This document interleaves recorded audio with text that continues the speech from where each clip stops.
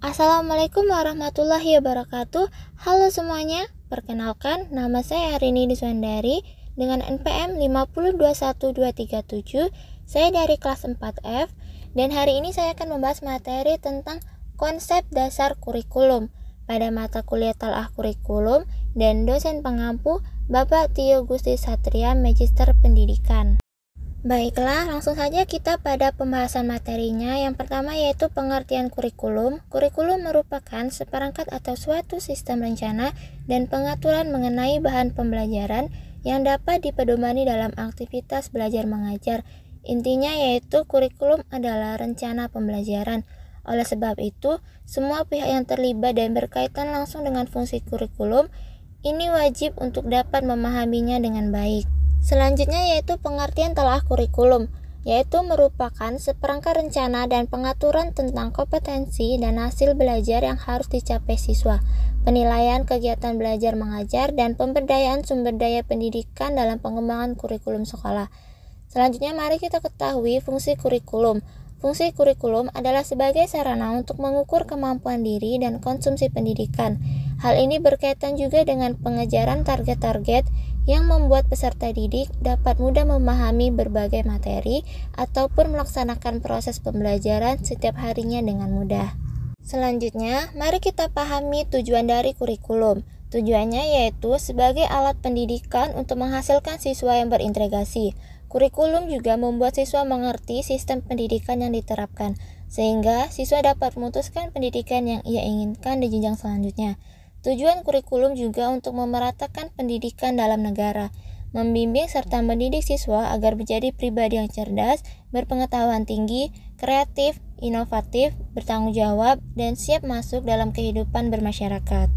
Setelah memahami tujuannya, mari kita pahami juga peranan dari kurikulum. Peranan kurikulum terdiri dari A. Peranan konservatif, yaitu di mana kurikulum diperuntukkan sebagai sarana untuk menerapkan nilai-nilai warisan budaya yang masih relevan dengan generasi saat ini.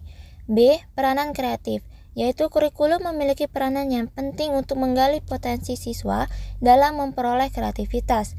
Dengan adanya kurikulum, generasi muda dapat menjadi masyarakat yang berkompeten untuk menghadapi perkembangan zaman yang terus meningkat. Dan yang terakhir yaitu C. Peranan kritis dan evaluatif. Adanya perubahan zaman mengharuskan kita untuk cepat tanggap dalam mengelola suatu hal.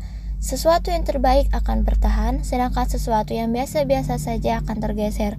Itulah mengapa di dalam kurikulum terancang segala upaya untuk membentuk karakter siswa yang kritis dan evaluatif. Dengan demikian, siswa dapat siap terjun ke dunia masyarakat dan mampu bersaing dengan baik. Sekarang kita masuk pada pembahasan prinsip kurikulum. Prinsip kurikulum terbagi menjadi dua, yaitu prinsip umum dan prinsip khusus. Yang pertama, prinsip-prinsip umum, yaitu A. Prinsip relevansi, B. Prinsip fleksibilitas, C. Prinsip kontinuitas, D. Prinsip efisiensi, dan E. Prinsip efektivitas. Yang kedua yaitu prinsip-prinsip khusus.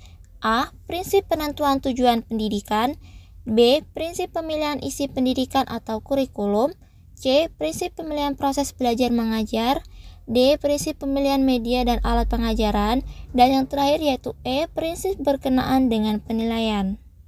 Selanjutnya kita masuk pada pembahasan terakhir yaitu komponen kurikulum. Yang pertama, tujuan kurikulum berisikan gambaran kualitas manusia yang diharapkan yang terbentuk dari proses pendidikan.